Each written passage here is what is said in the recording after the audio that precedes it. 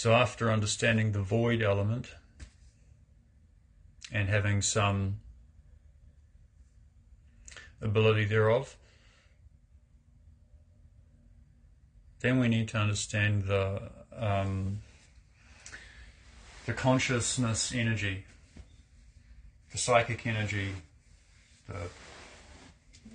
that which gives us life and powers our consciousness, the life force energy. Also, that gives us the potential for vitality and for vitality. If you build up a lot of chi, then if you get sick or you get shot or you lose an arm or a leg, then your body will have a lot of enough life force potential to recover in a to recover with an abundance of energy, with an abundance of vitality. So that the pure life force energy, the pure consciousness energy, the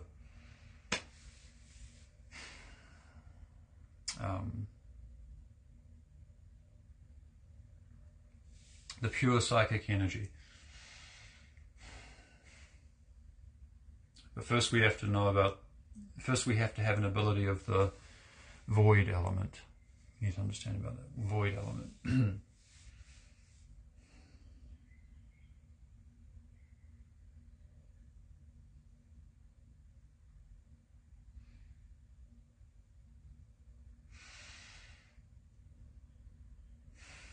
Yeah, so the point about this one is that,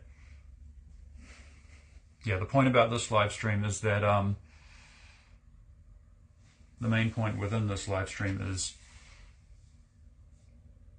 that the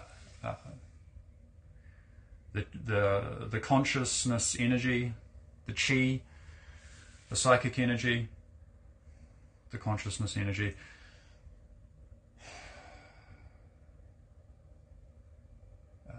the life force, and also the midi-chlorian substrate. If you're familiar with the Star Wars Jedi, that which is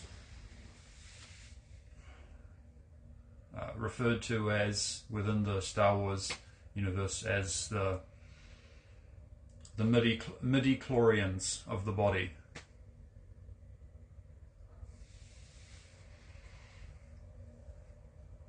And they're basically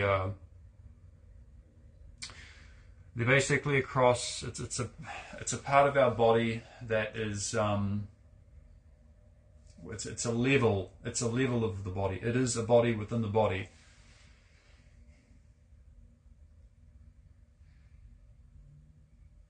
Which provides a conduit for a conduit substrate for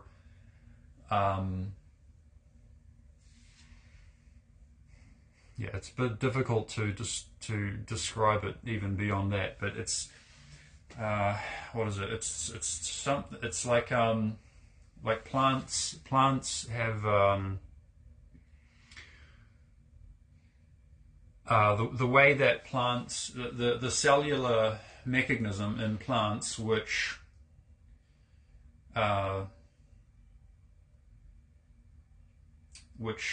turns light or which utilizes the sunlight and uses that for cellular activity.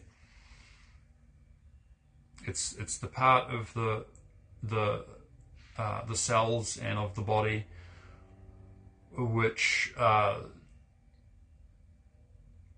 turn light energy, into other forms of energy, and then it's that as well as the, what do you call that? The ATP part of the cells, the energy part of the cell. Yeah, so it's that, and then it's the way that is developed together with the breathing, which is, we're not just talking about the we're talking more about a quantum breath. It involves the regular breath, but it's connected to a lot of other different exchanges of of ions in the bloodstream, and also of different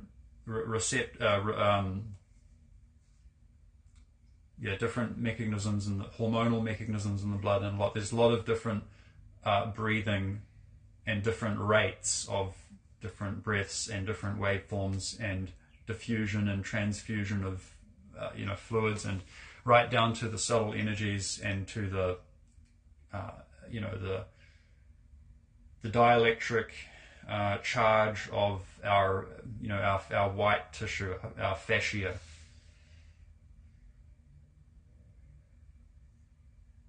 So that's a little bit about basic Qigong breathing. That is the basis. That is the scientific basis, which checks out with today's science that we're using. Okay, that I just explained. That is the scientific basis for how Qigong works as it's explained, and for what it claims to be able to do within those more ancient testimonials that people wrote down about how they how their respective lineage of that meditative practice, how different masters evolved it between them and their students, and then what they achieved, how they achieved it, what they were able to do, what their lifestyle factors were that were influencing that. Like, very, very, very elaborate and in-depth and detailed testimonials using the sciences, what we would refer to as, or what could be compared to, what could be called, the sciences, the understanding about nature and the universe and the languages, of the time.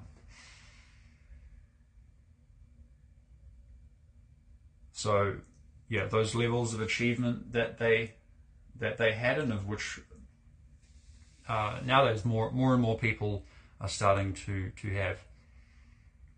achieve. There's a scientific basis for that, which I just explained, and we could go more deeper into it, of course, and I will make a transcript for this, and we'll get Grok to go deeper into it. We'll use Grok to do various prompts and get deeper into that.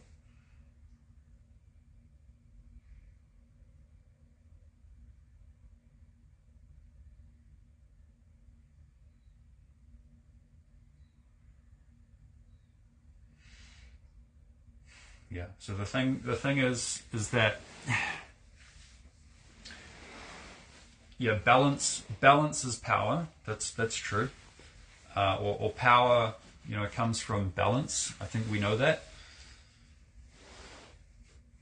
But the thing about balance, the thing about the balance of the life force consciousness plasma, the thermodynamic plasma, non-equilibrium thermodynamics, which is the scientific basis of that, is Ilya Prigogine. Okay, you can look up Ilya Prigogine, a Russian or a Prussian or Eastern European. I think Eastern European scientist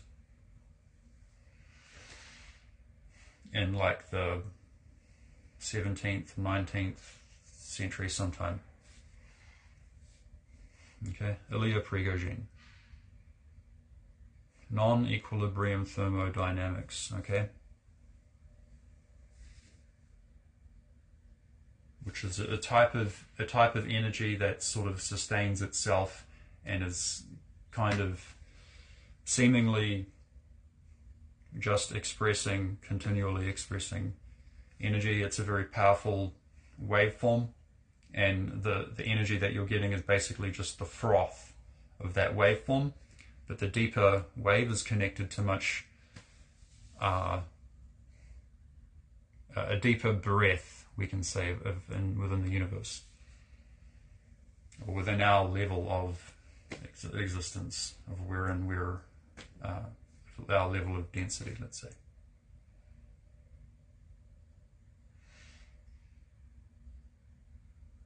So the key there is that life force energy is, it's balanced, but it has what the Chinese may call it forward yang energy, or masculine, right? A masculine energy, which is it's an aggressive. It is,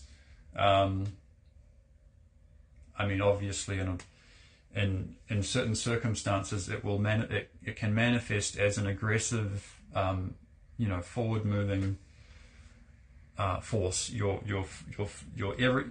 everything is, it's life or death, and you're choosing life. You're choosing your life, right? So it's this forward energy, the forward yang. So there is that is basically how you harness that.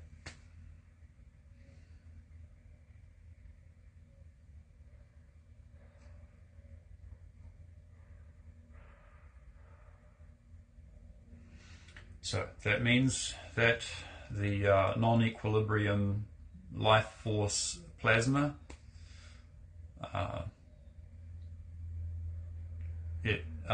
it's in a slightly non-equilibrium state. So that means we need a very well developed body mind and we need to have the mind skills to be able to use our fields, use our brainwave, body wave, electromagnetic fields to be able to contain that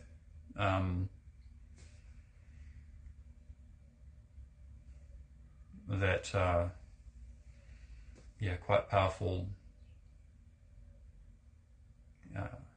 living energy.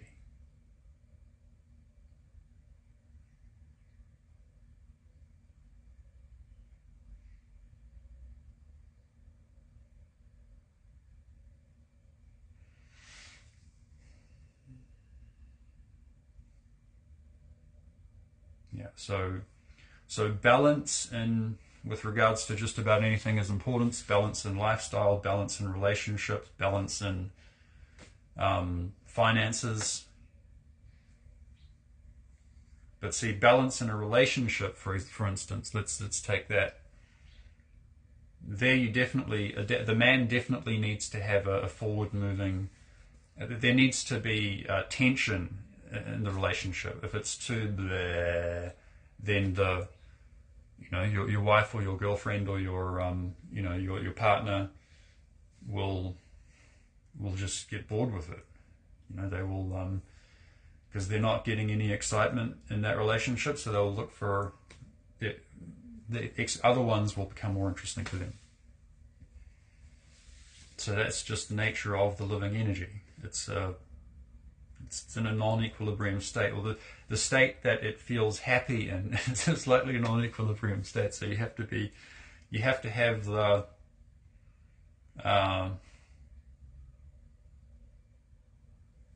relaxation ability, the letting go, the stability, the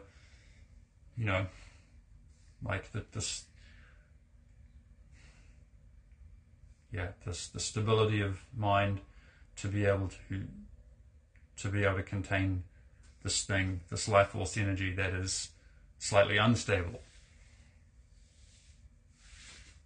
So it's unfortunately not uncommon that people can burn out with this practice because they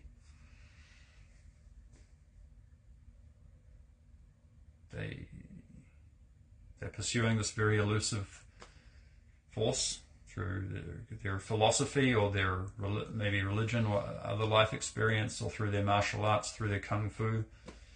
You know, could be a form of meditation, could be an intellectual thing. You know, it could be a soldier, it could be a lawyer, it could be a prisoner, it could be anyone. From their life experience, they start this wave starts coming up, and they start riding this wave, and they want to be able to continue to ride the wave, and they see their limit, they see their their limitations, and that they want to make that breakthrough, and they're continually in that state, that flow state, and they're wanting to. Yeah, sometimes it's that because it's a non-equilibrium life force energy, right? So it's unstable. So naturally, if you can't contain yourself enough, you'll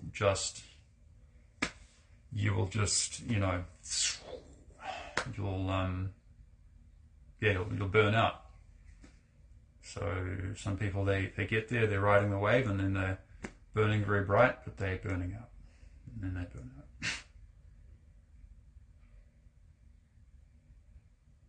Yeah, so that's important. I'm going to do a bit of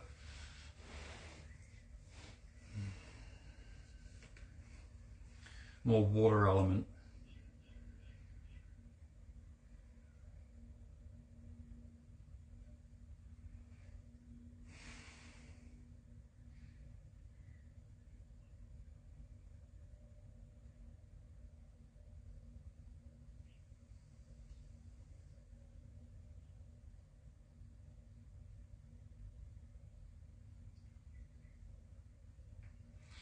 We need to have ice to be able to contain fire.